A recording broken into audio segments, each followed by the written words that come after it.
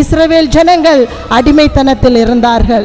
அடிமைத்தனத்திலிருந்து ஆண்டவர் அவர்களை விடுதலை பண்ணி அவர்களை செங்கடல் பக்கத்தில் கொண்டு வரும் பொழுது முன்னாடி செங்கடல் தடையாக இருக்கிறது, பின்னாடி பார்வனுடைய சேனை ஆபத்தான ஒரு சூழ்நிலையில அவர்களை துரத்தி கொண்டு வருகிறார்கள்.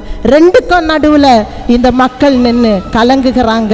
எப்படி அந்த மோசேயை நோக்கி முறுமுறுக்கிறாங்க, நாங்கள் அங்கேயே இருந்திருப்போமே, எங்களை இங்கே கூட்டிட்டு வந்து கடல்ல அழிக்க கூட்டிட்டு வந்தீரா, அல்லது பார்வனுடைய சேனை அழித்து விடுமே எங்களை, நாங்கள் என்ன செய்வோம் என்று கதறினார். மோசே ஆண்டவரோடு பேசினார். ஆண்டவர் சொன்னார் மோசேயை பார்த்து, உன் கையில் இருக்க செங்கோலை நீட்டுன்னு.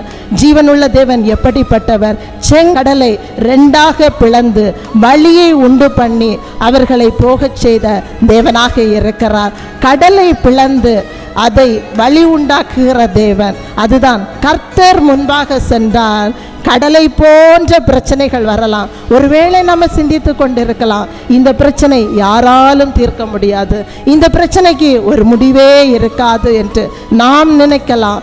ஆனால் நாம் வணங்குகிற அந்த ஜீவனுள்ள தேவன் எப்படிப்பட்டவர் என்றால், கடலையும் பிளந்து வழியை உண்டாக்கக்கூடியவராக அவர் காணப்படுகிறார்.